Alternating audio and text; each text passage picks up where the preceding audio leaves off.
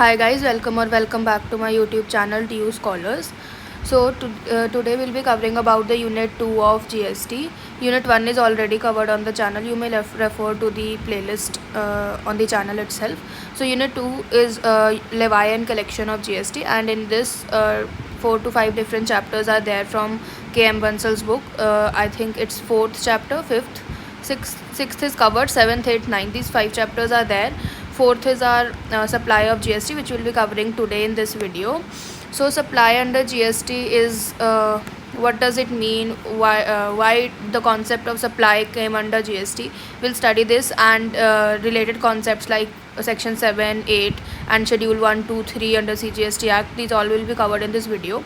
So first of all, subscribe to the channel so you don't miss out on any video, and by the end, if you understood the concepts, do like it and comment down below and then share it with the friends as well, ताकि सबका भला होना चाहिए. Now let's start with the chapter 4. So supply का concept क्यों आया when there was a concept of manufacturing and services का segregation already in the old GST, old indirect taxes acts. So why does it came? So पहली बात तो जब हम पहले इनडायरेक्ट टैक्सेस की बात करें, हमने फर्स्ट चैप्टर में भी देखा that there were too many indirect taxes, जिसकी वजह से कंप्लाइंस वर्क बहुत ज़्यादा हो जाता था और जो बिजनेसमैन थे वो कंप्लाइंस के चक्कर में उनकी बिजनेसेस की एफिशिएंसी उतनी प्रॉपर नहीं आ रही थी, राइट. तो इसलिए नंबर 1 तो यही रूल था कि जीएसटी इसीलिए लाया गया कि वन नेशन वन टैक्स का मोटिव पूरा हो सके. तो सप्लाई का कॉन्सेप्ट जीएसटी में ही क्यों आया? क्योंकि देयर वर मैनी सेक्टर्स जो मैन्युफैक्चरिंग प्लस सर्विस दोनों टैक्सेस मतलब दोनों सर्विसेज प्रोवाइड कर रहे थे. फॉर एग्जांपल होटल्स, है ना. तो उसमें उनको ये नहीं समझ आ रहा था कि हम इस चीज़ को गुड्स में लेकर आएँ या सर्विसेज में लेकर आएँ, राइट. तो उसमें सप्लाई एक आ गया कॉन्सेप्ट जिसमें सप्लाई कवर्स एवरीथिंग, मतलब वो सर्विसेज को भी कवर करता है, वो गुड्स को भी करता है, वो मैन्युफैक्चरिंग वाली इंडस्ट्री को भी करता है. सो दैट्स कॉल्ड सप्लाई, ठीक है. अब एग्जैक्टली सप्लाई का मतलब बाय वर्ड्स क्या है विल सी यहाँ पर. So supply in this concept refers to the supply of goods और सर्विस और both. It means supply refers to a broader term है which merges all the taxable activities of the earlier tax into a single activity, ठीक है. So this is meaning of supply by words, ठीक है.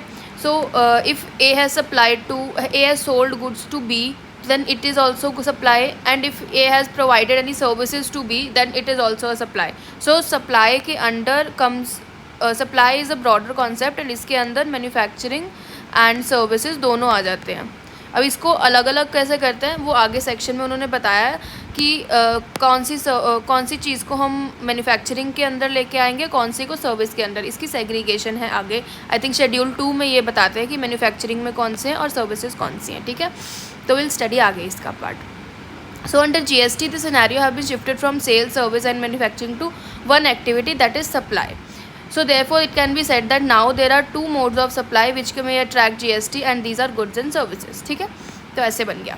तो supply पहले taxable event था, तो पहले जीएसटी से क्या होता था कि मैन्युफैक्चरिंग पे वैट सीएसटी लगेगा, सेल ऑफ गुड्स पे सर्विस लगेगा और सर्विसेज पे सेल ऑफ गुड्स पे भी वैट सीएसटी लगेगा और सेंट्रल एक्साइज वगैरह गुड्स पे लगेगा. उसके बाद सर्विसेज जो होंगी उस पर सर्विस टैक्स लगेगा. ऐसे अलग अलग सेग्रीगेशन थी. But after GST any tax on the supply of goods और सर्विस, दो चीज़ ही रह गई है except for supply of alcoholic liquor for human consumption. This is exception, मैंने आपको पहले बताया था. This doesn't cover under the purview of GST.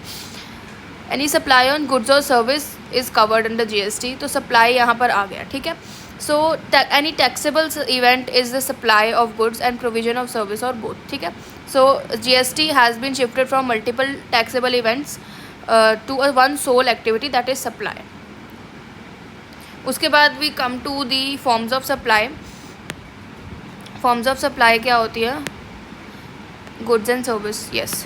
So goods and service में क्या क्या आता है हमने वो स्टडी करना है. ऑल्सो मैंने इसके नोट्स बनाए हैं, बट नोट्स में I have covered the important part only. जो इसका है ये बहुत बेसिक कॉन्सेप्ट है.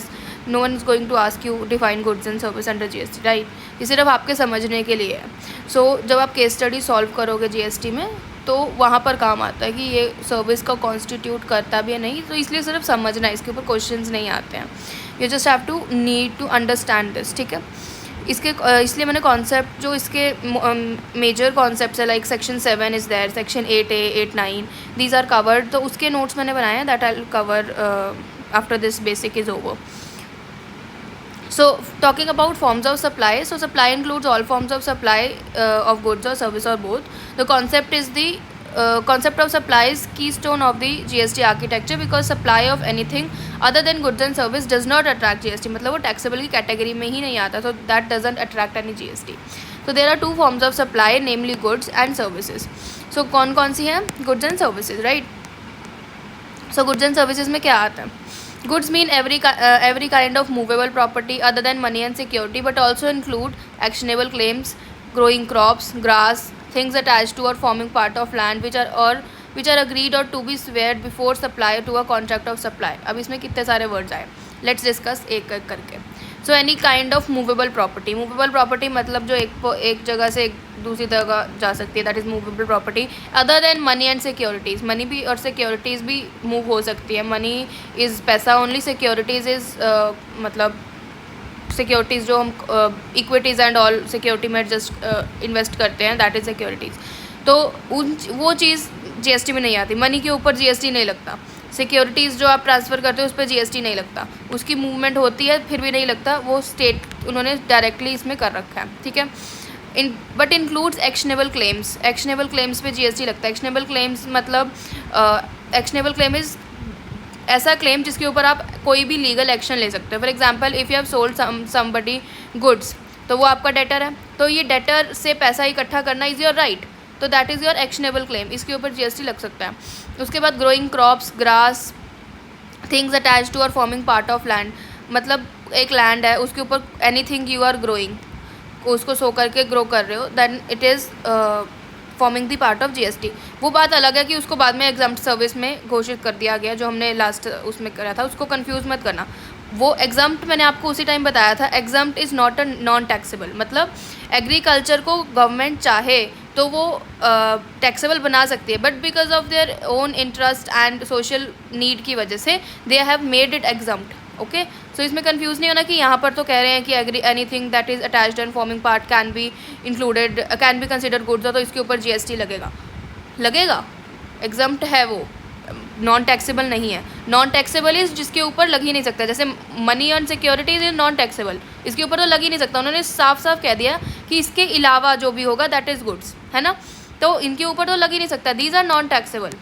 बट जैसे यहाँ पे एग्रीकल्चर की बात हो रही है सारी, एग्रीकल्चर इज़ टैक्सेबल, बट उन्होंने बाय नोटिफिकेशन उसको एग्जम्प्ट कर रखा है. चाहे तो इसको बना सकते हैं taxable government, that is on their description, but अभी तक नहीं बनाया. मैं आपको भी जस्ट गुड के मतलब समझा रही हूँ. So which are agreed to be served before supply और under the contract of supply, मतलब जिसको बेचना चाहे, मतलब लैंड से जो भी प्रोड्यूस आया उसको प्राइमरी मार्केट में लेके जाना, that is they are talking about. ठीक है, तो क्या क्या आया गुड्स में? Actionable claim, crops and grass, excludes money and securities. Actionable claim का मतलब समझाया, डेट एंड मॉर्टगेज मैंने आपको समझा दिया. So it may be noted that there are certain activities listed in Schedule 3 which are treated as neither supply nor services. वो last में हम देखेंगे कौन कौन सी Schedule 3 में है. तो तीन शेड्यूल्स है basically, Schedule 1, Schedule 2 and Schedule 3. ठीक है, Schedule 1 में कवर किया हो गया जो हमारा विदाउट कंसिडरेशन सप्लाई होती है, बट उस पर GST नहीं लगता.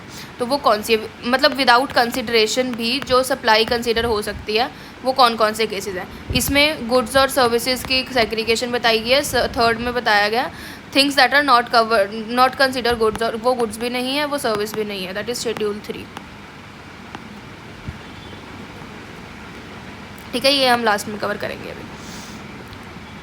Next is transaction in money, ये तो पता है सिक्योरिटीज़ का मतलब. ठीक है, then covers these service. Service क्या होती है? Service is goods only but in intangible form.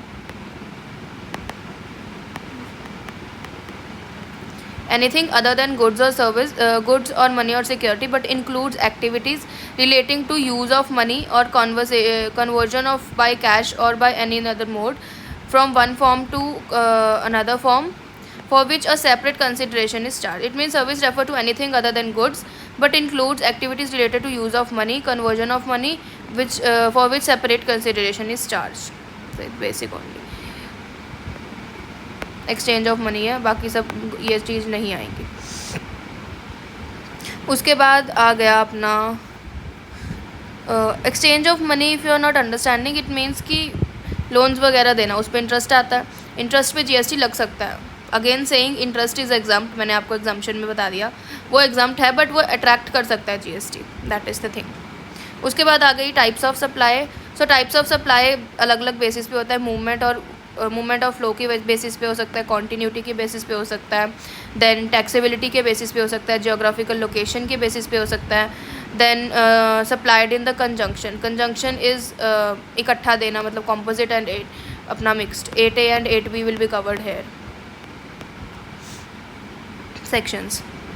Then movement और फ्लो के बेसिस पे inward supplies are purchases, outward are sale, ये तो आपको पता है. One time supplies, one time you are making supply to one person to from one person to another. Continuous is over a period of time you are making a supply. For example continuous supply का is best example is electricity. Electricity is provided to households on a commercial basis, on a regular basis, मतलब continuous supply होती है उनकी. ठीक है, वो over the period of time अपना payment लेने आते हैं ऑफ 3 मंथ 6 मंथ जैसे भी चलता है. But it is a supply का कॉन्टिन्यूस सप्लाई का एग्जाम्पल. टैक्सेबिलिटी, टैक्सेबल सप्लाई मैंने आपको बता दिया. Non taxable, that does not come under the purview of GST only. Then it is exempt supply and zero rated supply. Zero rated supplies are exports पर GST नहीं लगता, because एक तो हमारा जीडीपी वो बढ़ा रहे हैं, तो इसलिए एक्सपोर्ट्स को जीरो रेटेड सप्लाई बोलते हैं. बट इसको एग्जाम्प्ट क्यों नहीं बोलते अगर इस पर जीएसटी नहीं लगता तो? क्योंकि एग्जाम्प्ट सप्लाई होती है जिस पे यू कांट क्लेम आईटीसी. मतलब if you are making supply of agriculture produce and you are saying कि मेरे को इस पर जीएसटी नहीं देना बट मेरे को अपना आईटीसी लेना है, दैट्स नॉट पॉसिबल. मतलब if you are not collecting GST, you are not paying GST. But exports का केस होता है, यू कैन क्लेम आईटीसी, मतलब you can collect if you are paying GST then you can't collect it, but you can claim the ITC of that after paying application or something. मतलब उसका एक अलग से procedure होता है कैसे you can claim the ITC of zero rated supply जो export कर रहे हो आप. तो this is the main difference between exempt and zero rated supply. ITC का फ़र्क होता है. इस पर ITC नहीं ले सकते, इस पर ITC ले सकते हैं. ITC क्या होता है वो चैप्टर 10 का पार्ट है. बेसिक आपको बता देती हूँ. इफ़ यू पे GST and you are making pay GST on some product and you are selling that product to someone else and you are collecting that GST, है ना. तो ये आपकी जो लाइबिलिटी थी, आपने जो पेमेंट करी थी, इसको इफ़ यू गवर्नमेंट सही कि आप इस सप्लाई का मतलब एक टैक्सेबल उसका पार्ट बन रहे हो साइकिल का, तो if you are collecting and you also paying that ना, तो you can reimburse your payment with that collection. तो दिस इज़ द थिंग कि you can claim the ITC here. So it is input tax credit. ठीक है. So next is basis of geographical location. It is interstate supply, बता दिया, within the state. Interstate supply within 2 states, supplies in territorial waters, islands and all, मतलब Andaman and Nicobars वगैरह. Then उसके बाद basis of good supplied on conjunction. ये मैंने पूरा concept 8A last में कवर करूँगी मैं, फिर बताऊँगी आपको कॉम्पोजिट और मिक्सड क्या होते हैं. Next types of supply on the basis of movement, ये आपको बता दिया, उन्होंने एक्सप्लेन किया सारा. Till here it is done. Combination supply यही है, कॉम्पोजिट मिक्स्ड. चलो बता ही ना दूँ पहले, यहीं पे कवर हो गया तो चलो लेट्स से इसको बता ही देते हैं यहाँ पर. ये this are chapter 7 schedules. Then here come section 8. So section 8 क्या होता है? 8A is composite supply, 8B is mix supply. So 8A says composite supply. Composite supply का basic keywords is the supply you are making, the principal supply you are making with a product, and that incidental supply along with that product. These both are naturally bundled. These both should be provided together, naturally bundled they are, and in this case GST is not attracted towards the incidental supply. मतलब सारा कुछ principal supply के basis पर ही होगा. अब मैं आपको इसका एग्जांपल देती हूँ. For example if you are, जैसे मैंने इधर आपको इमेज भी दिखाई है एक एयर होस्टेस की, एयर सर्विसेज की. जैसे फ़्लाइट की सर्विस है, you are going in a flight and you are paying ticket के अमाउंट पर GST. ठीक है, for example at the rate of for example 18% only, ठीक है। इफ़ यू आर पेइंग टिकट के अमाउंट पे GST, देन यू मतलब एक तरह से you are taken the service of air services, मतलब एक तरह से ट्रांसपोर्टेशन सर्विस आपने ली है, ठीक है। मेरे को एक जगह से दूसरी जगह जाना है बाय एयर, तो ट्रांसपोर्टेशन सर्विस ली है, तो ट्रांसपोर्टेशन सर्विस की आपने पेमेंट किया, बट आपको वहाँ पर वो बोलते हैं that you are getting the food, मतलब आपने अगर एयर टिकट में फूड का अपना पेमेंट किया है, then you are getting the food services as well along with that, है ना। तो ट्रांसपोर्टेशन के साथ this is they are providing it complimentary, उसके साथ ही, है ना। तो this food services included in your ticket का प्राइस, है ना। तो इसका मतलब ये नहीं है, और फूड के ऊपर वी से कि 12% अराउंड, आई थिंक 12% GST लगता है, तो यू कैंट से कि इस पे मैं 12% दूंगा, इस पे मैं 18% दूंगा, you can't say that, because that food service is now you are becoming the part of that ticket का amount only, and your principal supply, that is the main purpose of paying the amount was transportation. So the food service will also be considered the part of this, and then the rate attracted towards you will be the 18% only. You can't say that food पे 12% है तो I'll pay on 12%. No, the rate attracted by GST is the rate of the principal supply, and since these are naturally bundled and you are paying a single amount for both the services, then it say that it is example of composite supply. So this is the concept of composite supply. Let's see here यहाँ पर. So principal supply plus incidental supply जो naturally bundle है, मतलब एक ही price पे you are paying a single price, but two different services attracting two different rates of GST are being supplied to you, then it is naturally bundled. So this is composite supply. So rate applicable shall be the rate of principal supply to the entire supply, ठीक है। Next is see here mixed supply. Mixed supply is artificially bundled, but you are paying single price of that artificially bundled product. यहाँ पर तो it is एक concept है ही कि air travel you are doing तो फूड सर्विस। अब air travel छोड़ो, आप अगर उसमें जा रहे हो, होटल में जा रहे हो, होटल में भी they provide you complimentary breakfast, तो उसमें भी कॉम्पोजिट सप्लाई का कॉन्सेप्ट आ जाता है। और जैसे एक और चीज़ आ जाती है, जैसे लैपटॉप्स का आप कंसिडर कर लो। लैपटॉप पे if you are paying amount of a laptop, ठीक है, और लैपटॉप पे they give you a charger, और चार्जर के साथ they give you a laptop bag also. So this is not compulsory, but क्योंकि हमारा मार्केट में ही ऐसा चलता है कि लैपटॉप के साथ ये तीन चीज़ तो जाएगी, बिकॉज उसके साथ तो ये ज़रूरी ही है। So this is also example of a composite supply, ठीक है। तो यू कैन से कि ये तो अलग अलग चीज़ है तो मैं अलग अलग ले, no, it is a composite supply and they are naturally bundled only, ठीक है। नेक्स्ट टॉकिंग अबाउट दी अपना mix supply. So mix supply क्या होता है? Mix supply is artificially bundle करना। जैसे for example if you are going to hampers वगैरह shop पे जाते हो, उसमें देर इज़ थिंग, उन्होंने हैम्पर बनाया, रोजेज़ का अलग बनाया, चॉकलेट्स डाली और 10 चीज़ और डाली, मतलब कोई गिफ्ट्स वगैरह डाले। तो ये चीज़ आप अलग अलग भी ले सकते हो, ज़रूरी तो नहीं है ना they are going to be sold इकट्ठा ही, है ना, they are not naturally bundled. So और ऊपर से you are paying price of a hamper, तो जो बना प्रॉपर बना हैम्पर उसका आप प्राइस दे रहे हो, उसके अंदर चीज़ें अलग अलग हैं, है ना। So that is not naturally bundle, उसको आप अलग अलग लेके खुद भी हैम्पर बना सकते हो, ठीक है। So that's the thing. और उसको देन यू आर पेइंग, इस पर रेट क्या लगेगा फिर इस पर? फॉर एग्जांपल एक प्रोडक्ट है जिस पे 12% का लगता है, एक पे 5% का लगता है, एक पे 18% का GST लगता है। तो इस पे होल जो आपने प्राइस पे किया इस पे GST क्या लगेगा? 18% का लगेगा। Highest rate applicable shall be applied to the whole of supply का पेमेंट, ठीक है। सो एनीथिंग जो आपने किया आर्टिफिशियली बंडल्ड है and you are selling it to on a paying price of a single price only, then rate applicable shall be the supply of the highest rate. जैसे इधर इन्होंने hampers बनाए हैं अलग अलग चीज़ के, तो एक चीज़ अलग है, सेंटेड कैंडल्स हैं, जो भी है, बॉल्स हैं, जो भी हैं, इस चीज़ को उन्होंने अलग अलग बस एक हैम्पर की फॉर्म में दे आर सेलिंग यू, तो then highest rate applicable shall be there. But इसमें एक एक्सेप्शन है मिक्स सप्लाई में, that if you are going on a grocery store, जैसे डीमार्ट वगैरह में if you are going, then they give you invoice, वहाँ पर भी आप बहुत अलग अलग चीज़ें लेते हो, है ना। दैट टू आप जब अपना लास्ट में पेमेंट करते हो या पेइंग इकट्ठा ही सबका पैसे, but since that is not आपको जो डी मार्ट है, फॉर एग्जांपल डी मार्ट है, तो डी मार्ट आप जाके जब पेमेंट कर रहे हो तो D mart is not saying कि आप ये चीज़ें लो और इसका सिंगल प्राइस पे लो, वो आपकी चॉइस है, आप खुद ले रहे हो, खुद पेमेंट कर रहे हो, तो उसमें आप इनवॉइस पे यू मस्ट बी सेइंग कि अगर इफ़ यू आर सीइंग कि एक चीज़ मैंने ग्रोसरी की ली जिस पे 5% का जीएसटी है, और वो 5% अलग से मेंशन करते हैं, वो दे आर नॉट सेइंग कि मैं सारा पेमेंट करूँगी लास्ट पे एक रेट लगाऊंगी, वो नहीं करते ऐसे। इनवॉइस जो बनता है स्टोर्स का, उस पर एक एक चीज़ की जीएसटी लगा हुआ था, आप एक बार चेक भी कर लेना। अगर एक चीज़ दूसरी चीज़ है उसके ऊपर 18% है, तो वो 18% के रेट पे उसके ऊपर लग रहा है, तो ये अलग अलग पे जब लग रहा है that is not the single price.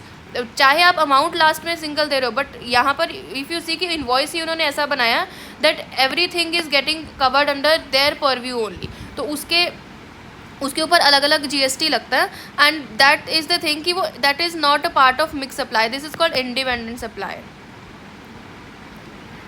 ठीक है, मिक्स सप्लाई नहीं है। और ये सिंगल प्रोडक्ट जो होता है अपना, उसके ऊपर अलग अलग जीएसटी लगता है। यहाँ पे देख लो आप, इंडिपेंडेंट सप्लाई मतलब शॉपिंग एट डीमार्ट और any grocery store, that is not a supply mix supply. Single product with respective rates will apply, जो इनके ऊपर एप्लीकेबल होते हैं। जैसे यहाँ पर एक मैंने एग्जांपल दिया है टैक्स इनवॉइस का, सप्लायर जो भी है। इफ़ ये देखो आप, उसकी डिस्क्रिप्शन बनाता है ऐसे, उसने नेम लिख दिया, क्वांटिटी लिख दिया, यूनिट रेट लिख दिया, टैक्सेबल वैल्यू जितना इसका एमआरपी है, उसके बाद उसने जीएसटी लगाया, रेट भी लिखा होता है, देखो रेट लिखा हुआ 18, 28 अलग अलग रेट लिखा हुआ है, अमाउंट और उसके बाद टोटल, फिर ये पेमेंट आप करोगे। ऐसे चलता है जो बाकी इनवॉइसेज होते हैं उस पर भी। तो this is I am saying कि this is not example of mix supply. ठीक है, so in ITC claiming there is no one to one correlation when purchase, तो ठीक है, ये आईटीसी का कॉन्सेप्ट है। सो सेक्शन 8 इतना ही कहता है, एंड लेट्स सी आगे क्या कॉन्सेप्ट कवर हो रहा है हमारा। So composite supply means supply made by a taxable person to a recipient consisting two or more taxable supplies of goods or service or both, a combination thereof, which are naturally bundled and supplied in conjunction with each other in an ordinary course of business, one of which is a principal supply। यही चीज़ मैंने आपको explain करी। उसके बाद basic features कौन से हैं? Supply must be made by a taxable person to a recipient, should be consisted of two or more taxable supplies of goods or service or both, the combination should be naturally bundled and supplied in conjunction with each other, मतलब साथ साथ, in an ordinary course of business। The supplied in conjunction means they should be occurring at the same point of time, वही मैंने आपको बोला कि साथ साथ होना चाहिए।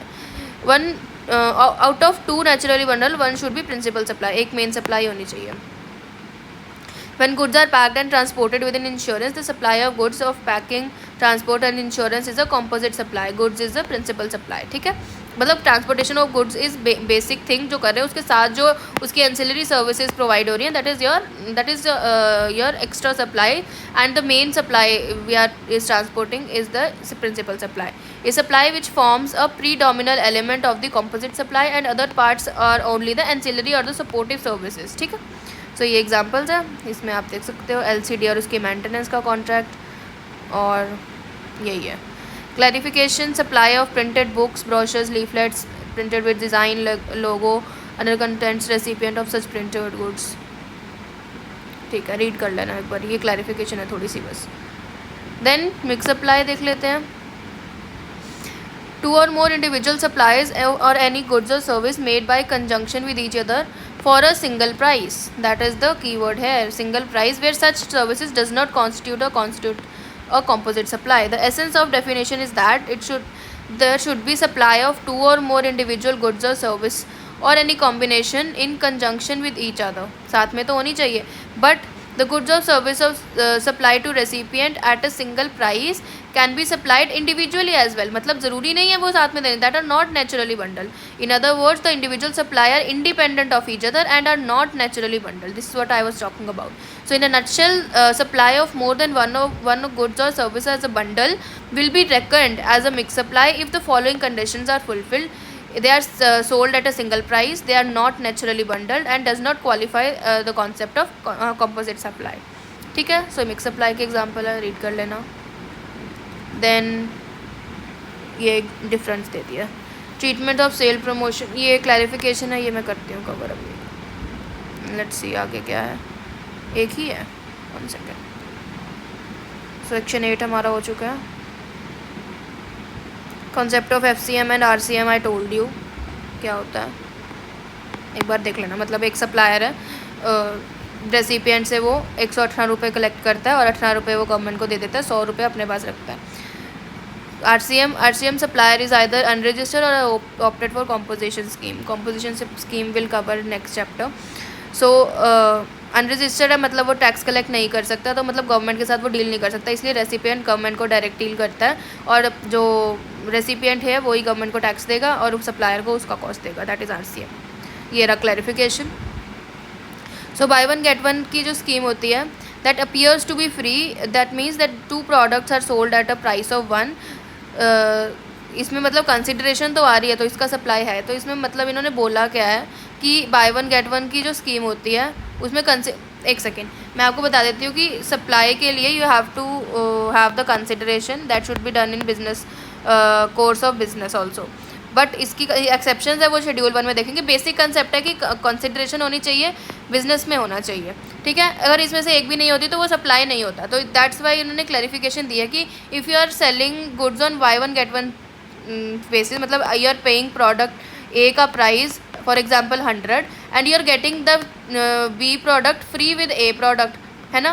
तो दिस मीन्स कि इसकी कंसिडरेशन नहीं है, कंसिडरेशन नहीं है इसकी, तो डज इट मीन कि इसकी ये सप्लाई के अंडर कवर नहीं होता।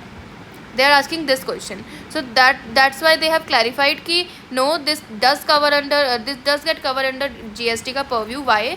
बिकॉज यू आर पेइंग, एक तरह से this appears to be free, मतलब ये लग रहा है कि आपको फ्री में मिल रहा है, but at least you are paying consideration, right. ये नहीं है कि आप कंसिडरेशन नहीं दे रहे हो, वो चाहे एक तरह से वो डिस्काउंटेड रेट पर आपको मिल रहा है। You are getting goods worth 200 for example, this is also 100 का product, you are getting products worth 200 in the value of 100। That doesn't mean you are not paying consideration. You are paying consideration. It is happening in course of business because of course no one will give you free without business. तो आपके कौन सा यहाँ पर वो लग रहे हैं, तो ये आपको कंसिडरेशन तो आप दे रहे हो। That's why they have clarified कि they appear to be free but they get the consideration, right? As a part of sale promotion, sometimes companies announce offers like this and this. In this offers, it appears at first glance that the item is supplied free of cost without any consideration, but it is not the reality. This type of offer is not an individual supplier free of goods, but a case of 2 or more individual supplies where a single price is being charged for entire supply. This is I was talking about, where a single price is charged by entire supply. This can be best treated as supplying 2 goods at price of 1, supplying 2 goods for the price of 1.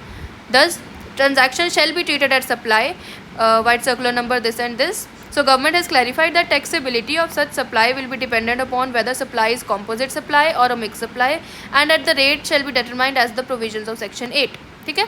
So, this is the clarification made by CBIC. I think the others clarification are not there in your syllabus. So, won't be covering that. DC is not there, I think.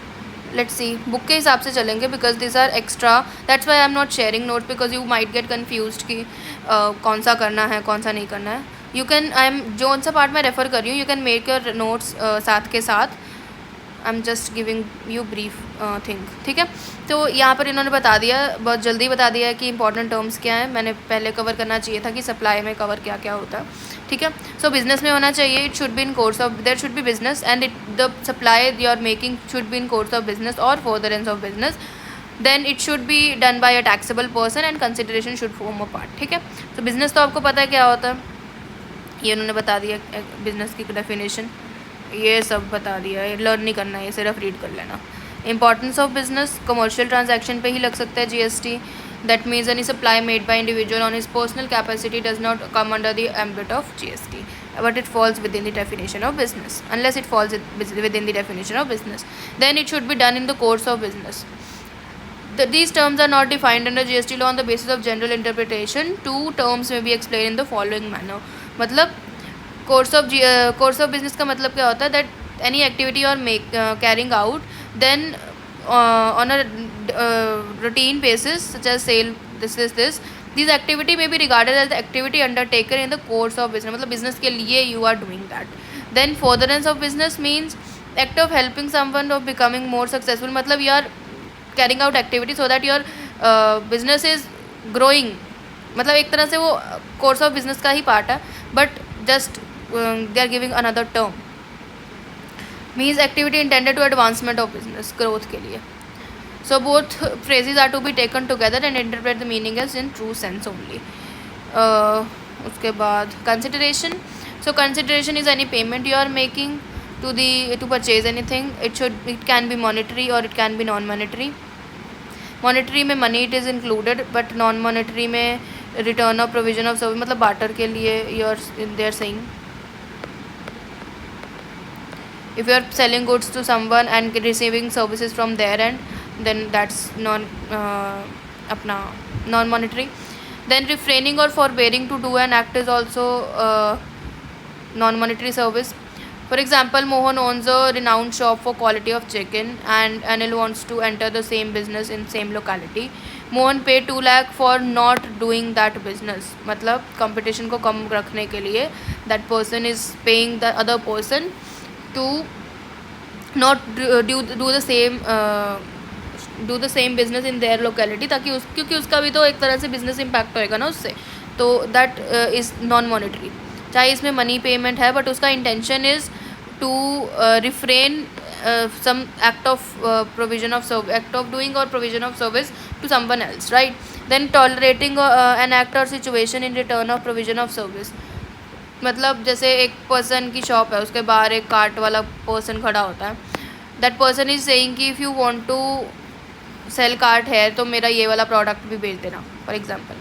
तो that person is giving that service product and giving him the opportunity कि तुम यहाँ पर card तभी लगा सकते हो अगर तुम मेरी ये सर्विस दोगे, for example I am saying.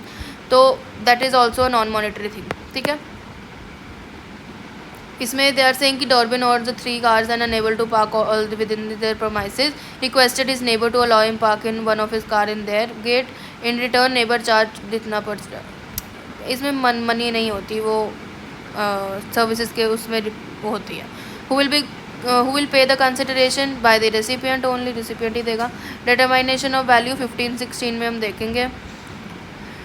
15 is VOS only. अपना chapter I think 7 is there. Then 7 या 8 है. government subsidy, deposit, donation. okay, done. artwork done by galleries. provision in relation with supply, that is section 7. चलो आ गया section 7 हमारा. so let's start with section 7. finally I was waiting for this. clarification is not there, DC is not there, employer okay, we'll go section 2 पे, schedule 2 पे. so this is section 7. so section 7 is basically किसके बारे में बात करता है कि supply क्या क्या इंक्लूड करता है. वट इज़ सप्लाई, एक तरह से इट इज़ डेफिनेशन जो लॉ की टर्म्स में गिवन है. There is in section 7. ठीक है. सो सेक्शन 7 में सबसे पहले आता है section 7(1). Section 7(1) mean section 7 sub section 1 it included in supply. क्या क्या सप्लाई में इंक्लूड होता है. सो सप्लाई इंक्लूड जो मैंने इधर नोट्स में लिखा है ना, आप इसको एज इट इज़ लर्न कर लोगे, that would be more than enough for your case study का सॉल्विंग वाला part and exams. So section आपको याद हो ना हो that's a different thing, but you must know कि अगर if you are mentioning only section 7 ना, that's more than enough for your exams, right. तो सप्लाई के इंक्लूड क्या क्या होता है सप्लाई में. That is supply includes all forms of supply made or agreed to be made by a person for consideration in course of business, जो मैं आपको ऊपर इतनी देर से बता रही हूँ. कंसिडरेशन भी होनी चाहिए, बिजनेस भी होना चाहिए, और टैक्सेबल सप्लाई. ठीक है. पैरामीटर्स क्या है, एक तो सप्लायर टैक्सेबल होना चाहिए, मतलब रजिस्टर्ड होना चाहिए. देन रेसिपिएंट भी टैक्सेबल हो भी सकता है, टैक्सेबल नहीं भी हो सकता है. For example if you are going to for example store, mall वगैरह में जा रहे हो, that mall is a registered. Mall में जो ब्रांड वाले स्टोर्स होते हैं, that brand is registered, but you are not a registered person. The recipient you is not registered person, you are unregistered person. आपने अपना GST आयन थोड़ा ले रखा है, तो रेसिपिएंट रजिस्टर हो नहीं रहो कोई दिक्कत नहीं है, बट जो हमारा सप्लायर है that should be registered, then only it will be included in the concept of वही टैक्सेबल सप्लाईज में कर सकते हैं. Then it should be done for consideration, मतलब पेमेंट होनी चाहिए और वो बिजनेस में भी होना चाहिए. Then only you can consider this situation as a supply. ठीक है। Then comes 7(1) association of person. So ऐसी जो एसोसिएशन और मेंबर्स के बीच में होता है exchange, that is also supply, that treated as supply as association and members will be treated as distinct person। मतलब यहाँ पर इन्होंने एग्जांपल दिया हुआ है। एक सेकेंड, पहले हम यहाँ से पेज वाइज कर लेते हैं, रुको 7(1) कंप्लीट कर लेते हैं, फिर I move to 7(1)(a) sorry.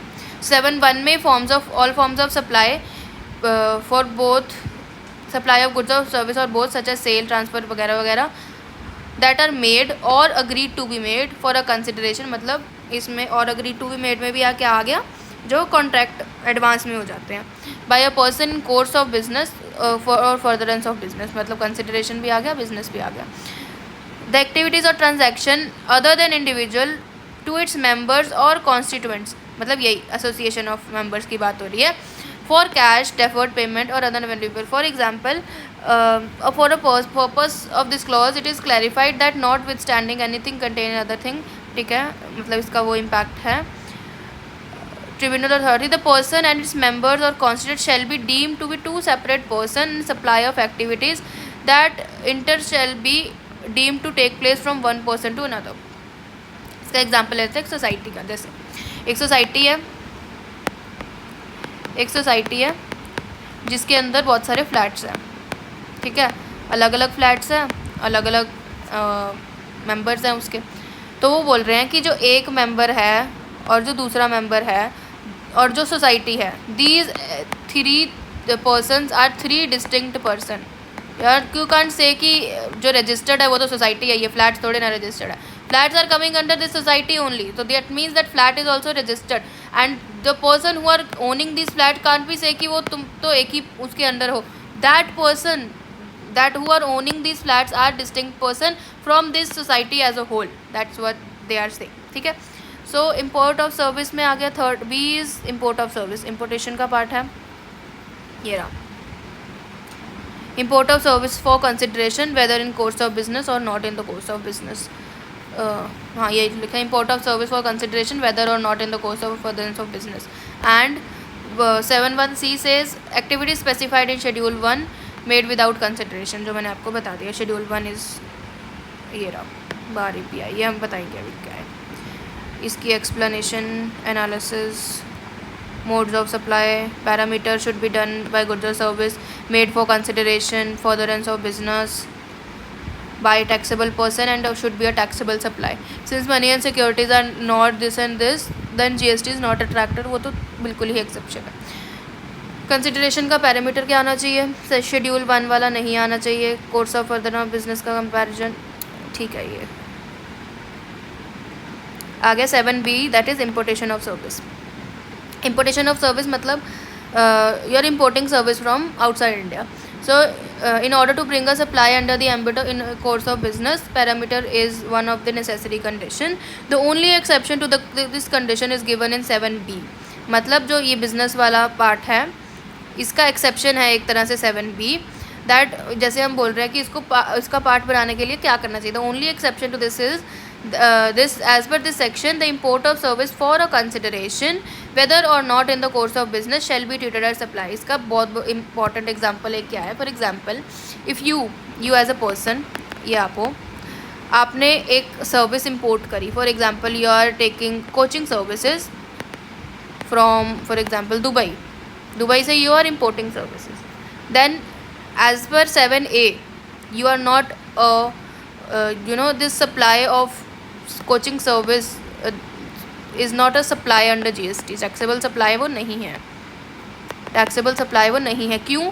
एक तो आप अनरजिस्टर्ड हो और ये आप बिज़नेस के लिए नहीं ले रहे हो, चाहे आप कंसिडरेशन दे रहे हो। आपका यहीं पर ये आप बोल सकते हो कि ये सप्लाई नहीं है तो मैं इसके ऊपर GST नहीं पे करूँगा, you can say that. But इसका ही इन्होंने इसलिए एक्सेप्शन दिया 7(1)(b) में कि anything any service you are taking from outside India, चाहे फिर वो बिज़नेस में हो चाहे ना हो, बट आपने उसका कंसिडरेशन पेमेंट करा है, ठीक है, कंसिडरेशन पेमेंट करा है बाय एनी पर्सन रजिस्टर्ड और registered shall be considered supply. मतलब जो आप ये सर्विस दे रहे हो तो इसका GST आपको पेमेंट करना पड़ेगा टू द गवर्नमेंट, यही वो लिख रहे हैं।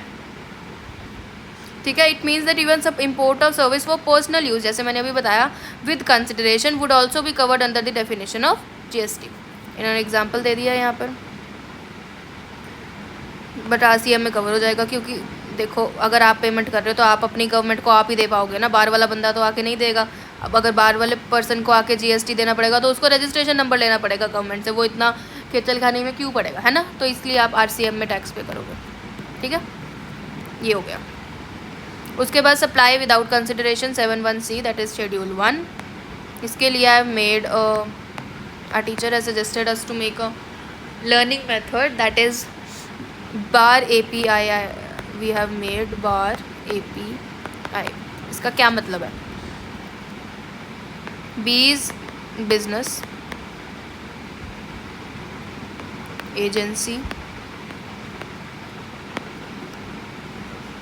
One second, the A was related person, sorry, business, disposal of business asset, that BA is collectively, यहाँ पर इकट्ठा. ये agency principal is here only. Business assets, R is related party, I is importation. So schedule 1 में you have to remember this only and your schedule 1 is over. schedule 1 कहता क्या है? सबसे पहले schedule 1, एक तो आपने मैंने अभी बताया कि सप्लाई कंसिडर करने के लिए बिजनेस होना चाहिए, बेसिक वाला जो 7(1)(a है. 7(1)(b इज़ एक्सेप्शन, राइट, उसको नहीं बोल रही. 7(1)(a जो हमारा है उसमें क्या होना चाहिए?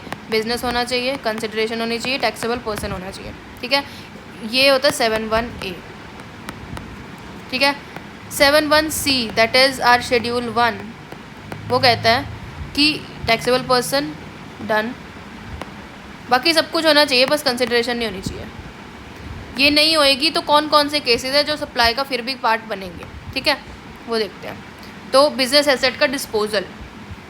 सो डिस्पोजल ऑफ बिजनेस एसेट का मतलब क्या है? डिस्पोजल ऑफ बिजनेस एसेट मतलब फॉर एग्जांपल एक पर्सन है, ये सप्लायर है, इसने ये गुड्स लिए हैं और इसने इस पे 18% की पेमेंट कर दी है, GST पेमेंट कर दी है, GST पे कर दिया है, और इसने ये गुड्स आगे सेल करने हैं. तो इसमें इसको एक तरह से इसका GST का ITC तभी मिलेगा जब ये सेल करेगा, for consideration in course of business. But अगर that business asset is being disposed of in the form of donation वगैरह, जैसे डोनेशन या फ्री फॉर्म में उसको सेल आउट कर दिया इस दिस गुड्स को, तो उसका ITC उसको एक तरह से नहीं मिलना चाहिए, उसको रिवर्स होना चाहिए. बट इसमें इसको इन्होंने कवर कर दिया क्योंकि एक तरह से वो बिज़नेस के लिए ही बढ़ावा दे रहा है. तो अपने बिजनेस के फर्दरेंस के लिए that is he is doing that to for without consideration. तो that's why they have given this business asset का disposal as under the category of schedule 1. That is अगर कंसिडरेशन नहीं भी होगी then also you can claim ITC on this because that is covered under schedule 1. ठीक है. So disposal of business asset if the earlier ITC is taken will be treated as supply and then उस पे GST is there. And for example donation of laptops, distribution of free samples, etc etc. ठीक है, हम एक बार book से भी देख लेते हैं इसमें क्या बोल रहे हैं. ये very schedule 1 this free samples का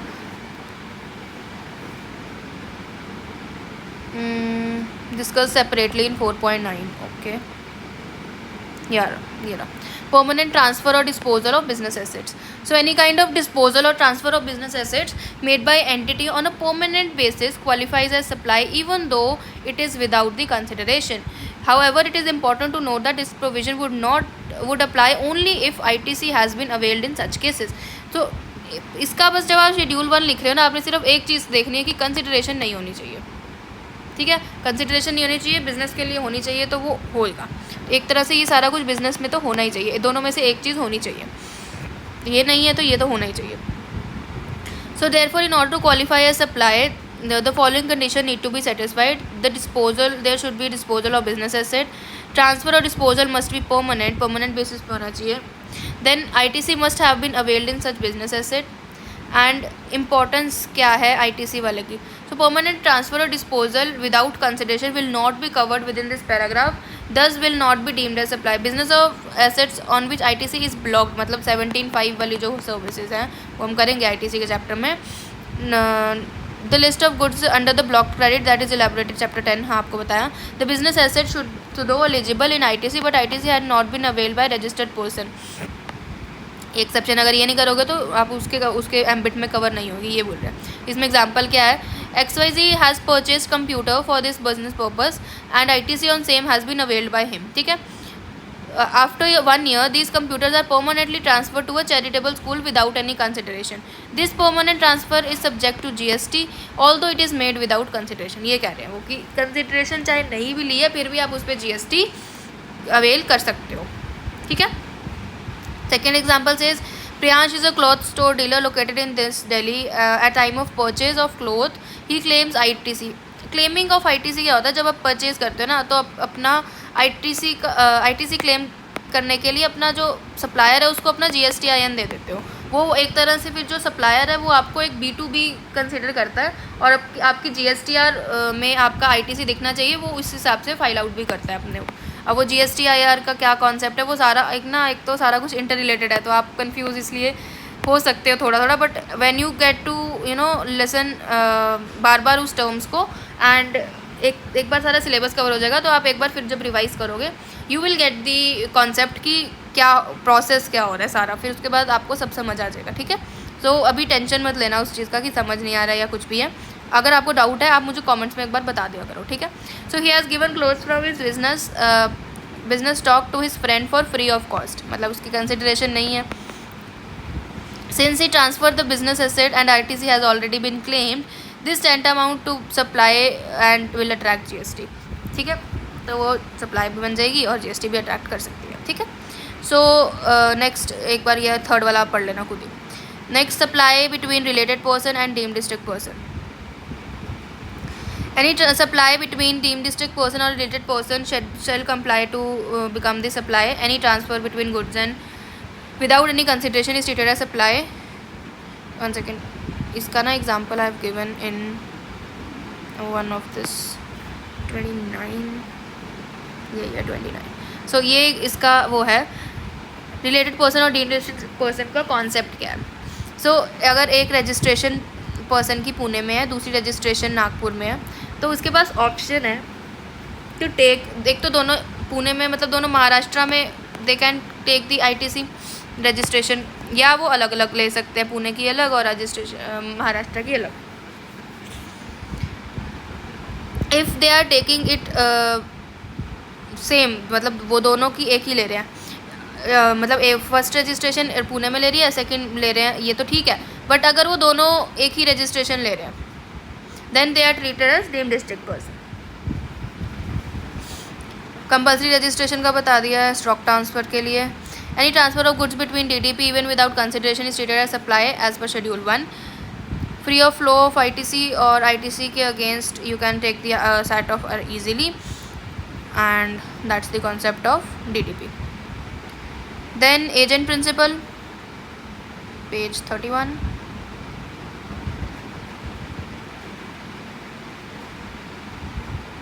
Yeah, so agent and principle, when agents enter into the supply chain by making an invoice in his own name. For example, एक एजेंट प्रिंसिपल क्या होता है, प्रिंसिपल तो आपको पता है जो एजेंट को अपॉइंट करता है, ठीक है। प्रिंसिपल के बिहाफ पे एजेंट सेल करता है, ये होता है। तो इसमें क्या होता है कि अगर तो प्रिंसिपल ने एजेंट के ऊपर इतना भरोसा किया या उसके उतने कॉन्ट्रैक्ट्स में है कि agent can enter into supply chain on his own name, मतलब अपने नाम का इनवॉइस जनरेट कर सकता है। ज़्यादातर they enter in the name of principal only, है ना। But if they are big agents, for example if जैसे ये ब्रांड्स वगैरह की फ्रेंचाइजीज लेते हैं तो ये एजेंट्स बनते हैं, तो ये अपने नाम पे they make the invoices and they claim the ITC, right. तो उस केसेस में दे आर सेइंग कि अगर agent is entering the supply chain by making invoice is own name then that thing will be considered as supply also. Then यहाँ पे example दिया that principal and agent के बीच में invoice बनेगा, consideration नहीं आएगी, then it's supply under schedule 1। But if agent is supplying to the customer and making invoices in no own name then it is second kind of supply, then that's वो तो supply होएगी, ठीक है। सो ये जो यहाँ पर विदाउट कंसिडरेशन वाला पार्ट है ये हमारा मतलब का है, that is that gets covered under schedule 1. So any supply made of goods between principal and agent without any consideration. Without any consideration मतलब प्रिंसिपल अपने एजेंट को तो फ्री में ही देगा ना, उससे थोड़ी पैसे लेगा. तो यहाँ पर एक इनवॉइस बनेगा कि मैंने इसको गुड्स दिए हैं. एजेंट उसी गुड्स को आगे जब कस्टमर को सेल आउट करेगा तो अलग इनवॉइस बनाएगा. ये वाले के तो बनेगी सप्लाई क्योंकि इसमें एक तो बिजनेस के लिए हो रहा है, दूसरा कंसिडरेशन भी हो रही है. बट यहाँ पर क्योंकि कंसिडरेशन नहीं हो रही तो उनका मुद्दा ये है कि ये वाला सप्लाई बनना चाहिए या नहीं. वो बोल रहे हैं हाँ बनना चाहिए क्योंकि एक तरह से ये इसके बिहाफ पर बना रहा है, उसके सप्लाई चेन में एंटर होके that person is claiming ITC further selling that goods to customers. If agent enters the supply chain and issues invoices own, मतलब अगर वो इनवॉइस अपने नाम का बना रहा है तो वो सप्लाई जो प्रिंसिपल के साथ कर रहा है वो भी एज अ सप्लाई कंसिडर होएगी. ठीक है. उसके बाद if it is he is not entering the supply chain then it is not considered. Agent does not enter supply chain, not making invoice in his own name, then that means that principal is selling to agents. Then any goods sold by principal मतलब given by principal to agent, then and consideration नहीं है तो वो supply नहीं है. But वही अगर आगे अपने कस्टमर को जब वो दे रहा है एजेंट के थ्रू देन वो तो है ही है सप्लाई, क्योंकि वो तो उसमें तो कंसिडरेशन भी आ रही है और अपना बिजनेस वाला भी आ रहा है. तो this is agent and principal. उसके बाद imports of services from related person from family members that comes under schedule 1. Related person में क्या क्या आता है? रिलेटेड पर्सन की डेफिनेशन याद कर लो. Member of family, spouse plus children. If brother sister parents and grandparents are dependent financially on the taxpayer then they get cover under related person. Employer employee का relationship gets cover under related person. Then holding subsidiary companies का relationship cover under related person. ठीक है. तो imports of services by related person for in without consideration but for businesses then it gate cover under schedule 1 and it is considered supply only. ठीक है. Then schedule 2 में आता है neither supply of G nor supply of S. Neither supply of G मतलब वो ना goods की supply है वो ना सर्विसेज की सप्लाई है. तो ये आपको उसमें एक चीज़ ये याद रख लेना, ESG, फ्यूनरल, लॉटरी. ठीक है. ये 3-4 चीज़ हैं जिसमें आपने देखना है. ESG मतलब एम्प्लॉयर एम्प्लॉय रिलेशनशिप, मतलब एम्प्लॉयर जब एम्प्लॉय को सैलरी और ये परक्यूजिट्स देता है उस पर GST नहीं लगता. S is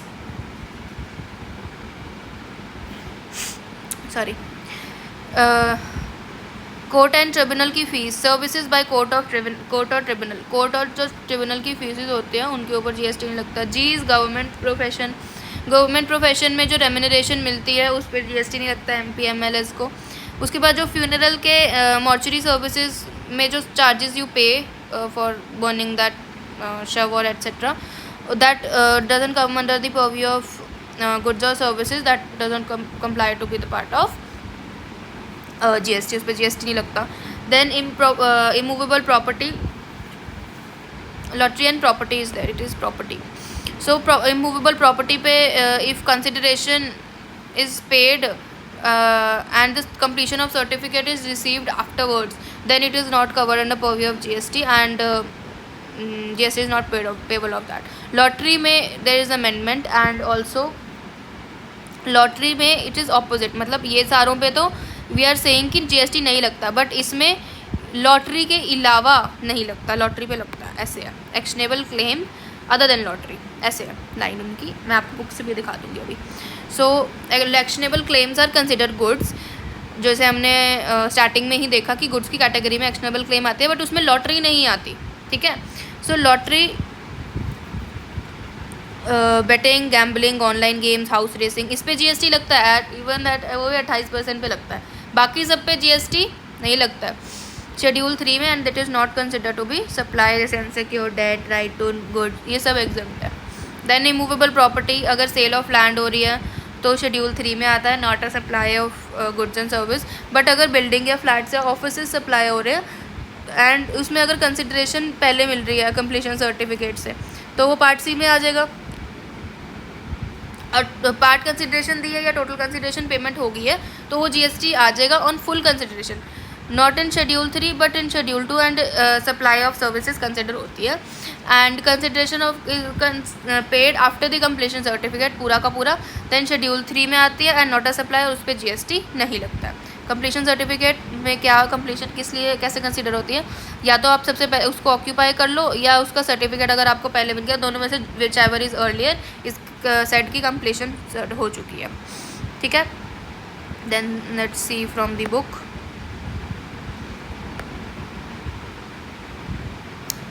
related person between deemed distinct person as per section 25, ये ना आना है आगे अभी section 25, provided as made in the furtherance of business means such transaction will be treated as supplies even if made without consideration। तो related person क्या होते हैं? Officers, directors, legally recognised partners, employer employee relationship, directly control करते हैं या फिर 25% और मोर outstanding voting power है उनके पास, कंट्रोल्ड बाय थर्ड पार्टी, मतलब ये वही है होल्डिंग सब्सिडरीज वाली कंपनीज। उसके बाद डिस्टिंक्ट पर्सन क्या होता है?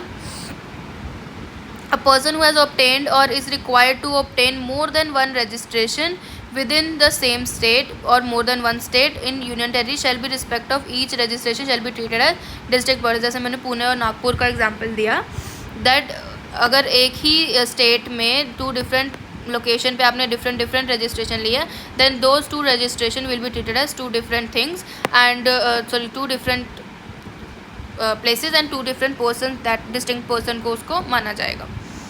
This explanation stipulates that the establishment of same entity shall be considered establishment of distinct person, where the establishment is in India or any other establishment outside India, establishment is in state and any other establishment outside state or establishment in state within state or UT। ठीक है, so supply within employer and employee बता दिया। about gifts by, अच्छा ये नहीं हुआ अभी, employer employee का नीचे है employer employee, ये रहा। एम्प्लॉयर एम्प्लॉय को रिलेटेड पर्सन मानते हैं, तो उसमें क्या क्या कवर होता है? इसके 4 पार्ट्स हैं। Perquisites if you are saying, तो वो सप्लाई नहीं है क्योंकि वो सैलरी का पार्ट कंसिडर होता है, दैट्स नॉट सप्लाई, वो तो शेड्यूल 2 में आपको बता दिया। If not come in course of business treated as gift. ठीक है, और सेकेंड पार्ट है इसका कि in the course of employment, वो शेड्यूल 3 में आ जाता है। It is not also not a supply, for example pension, salary, gratuity जो भी मिलता है वो that in part of course of employment में आपको मिल रहा है, that is not a part of GST, उस पर नहीं लगता।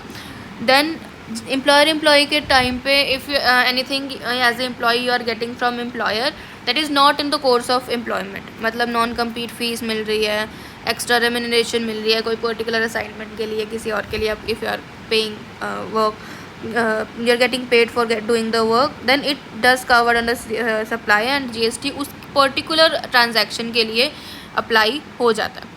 देन उसके बाद गिफ्ट और विदाउट कंसिडरेशन, मतलब गिफ्ट आपके एम्प्लॉय ने आके आपको, फॉर एग्जांपल आपकी शादी पे आके आपको गिफ्ट दिया विदाउट एनी कंसिडरेशन, राइट, तो वो शेड्यूल 1 में आ जाता है। Employer employee are related person.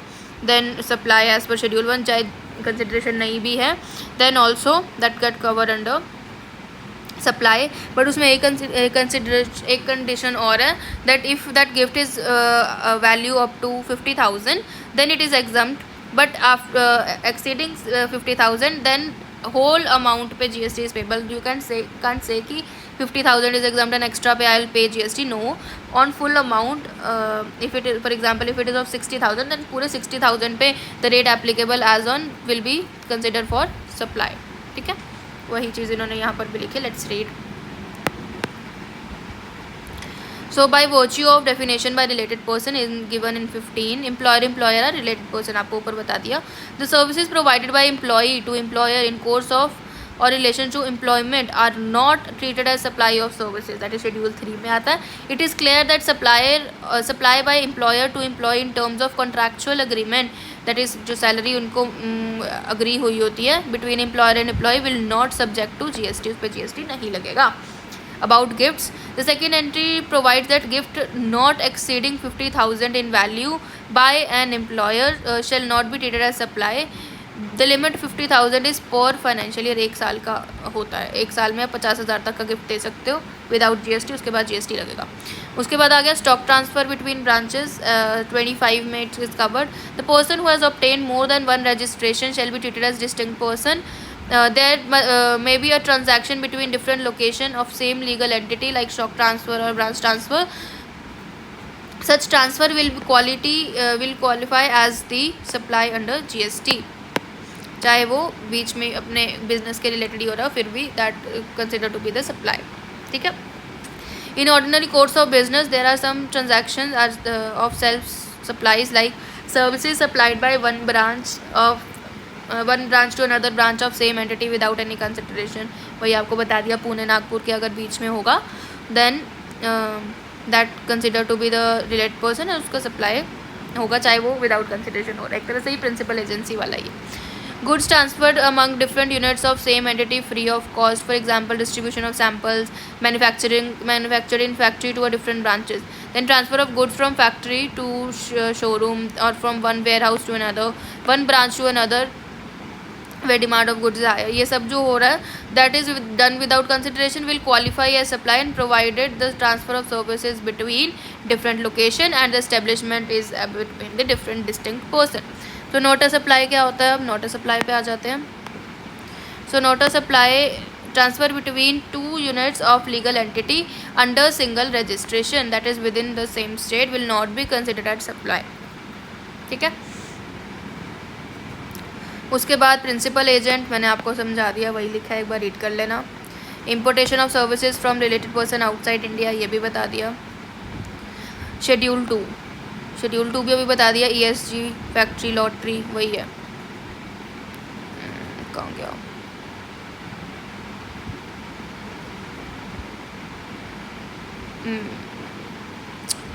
Where are you? Schedule 2 ये रहा। So 7(1)(a) of CGST refers to Schedule 2 determining whether particular transaction is a supply of goods or a supply of service. Schedule 2 append to CGST and list matters or transaction treated as supply of either goods or supply of service। इसकी list दे दी है। मैं वही कह रही थी, मैं क्या list है ये Schedule 3 है, Schedule 2 नहीं है ये Schedule 3 है। मैं इतनी देर से वही कह रही, मैं क्या ये डिफरेंट क्यों लिखा है? It is Schedule 3। Schedule 2 में लिस्ट है दैट आई हैव रिटन यहाँ पर, ये रहा Schedule 2। हाँ, मैं तभी सोचूँ मैं कि थोड़ा डिफरेंट क्यों हो रहा है यहाँ पे। दिस इज़ Schedule 3 जिसमें ये जब कुछ आता है that is not a supply. Schedule 2 में ये लिस्ट है, ट्रांसफ़र ऑफ गुड्स ये Schedule 2 का पार्ट है। गुड्स क्या, मैं आपको स्टार्टिंग में आई टोल्ड यू कि Schedule 2 में डिसएग्रीगेशन दे हैव गिवन कि गुड्स में हम क्या कंसिडर करेंगे, सर्विसेज में क्या कंसिडर करेंगे। Okay, I am really sorry, वहाँ पे बस Schedule 2 इतनी देर से बोल रही थी, that was Schedule 3। The list supplies is the taxable supply which have been prescribed separately in Schedule 2 just to remove any ambiguity। ठीक है। तो ट्रांसफ़र ऑफ गुड्स हो गया, राइट्स और transfer of goods without any transfer of title of goods that is services. यहाँ पे ना mix इन्होंने लिखा हुआ है इसलिए मैंने ये बना दिया। You can refer to this. Just transfer of goods हो गया, ट्रांसफ़र ऑफ टाइटल हो गया, किसी फ्यूचर डेट पे हायर परचेज वगैरह that is goods. Disposal of business asset that is permanent disposal जो होता है वो गुड्स होता है। बट अगर if you are doing temporary मतलब रेंट वगैरह पे दे रहे हो then it covers under gets covered under services. Stock in hand of closing business और D registered, permanent transfer of IPR, readymade software packages, ये ना आपको ऐसे ही लर्न करने पड़ेंगे। थोड़ा आई नो ये लर्निंग वाला पोर्शन इसका ज़्यादा है बट इसको आपको ऐसे ही याद करना पड़ेगा। आपको ऐसे ही words you get in the question. वैसे जैसे फॉर एग्जांपल एक केस स्टडी आएगी, वहाँ पे mister A is transferring disposing the business asset on a permanent basis then whether it will be consider goods और सर्विसेज। तो वहाँ पे आपको सेम ऐसे ही कीवर्ड्स आएंगे। तो disposal of business asset on a permanent basis is consider to be goods, but अगर वो रेंट पे दे रहा है तो वो सर्विसेज है। यही चीज़ें यहाँ पे लिखी है। Sale of undivided share, right of using goods, lease और रेंटल, जॉब वर्क प्रोसेसेस मतलब सर्विसेज वगैरह।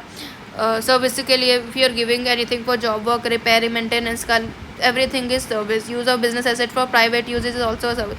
दिस इज़ वेरी इंपॉर्टेंट, ये मत भूलना। सर्विस होता है ये प्राइवेट यूज़ के लिए, बट बिजनेस यूज़ के लिए it is considered goods only. Rent of immovable property, work contract, commitment charges, non compete fees, liquidated damages, sale of food alcoholic beverages restaurant is important. Temporary transfer of IPR, designing of customise services, licence of to use any software is also a service. यही इन्होंने यहाँ पे list दे रखी है। Business assets, immovable property, composite supply, वो contract and ये cut हो चुका है, डिलीट हो चुका है, देखो 2021 में ओमिट हो चुका है ये। एंड कंस्ट्रक्शन की सर्विस कॉन्ट्रैक्ट कॉन्ट्रैक्ट की कॉम्पिटेंट अथॉरिटी का हो गया। शेड्यूल 3 मैंने आपको बता दिया, ESG, फ्यूनरल, लॉटरी एंड अपना इमूवेबल प्रॉपर्टी, यही है। एम्प्लॉयर सर्विसेज बाय कोर्ट और ट्रिब्यूनल, देन ये सारा गवर्नमेंट का है। फ्यूनरल बरियल की जो सर्विस होती है ट्रांसपोर्टेशन की, then sale of land, immovable property, actionable claims, ये दोनों लॉटरी वाला उसमें आ जाएगा। और उसके बाद non taxable without entering into India is imports no, उसमें ही है एक्शनेबल क्लेम्स में।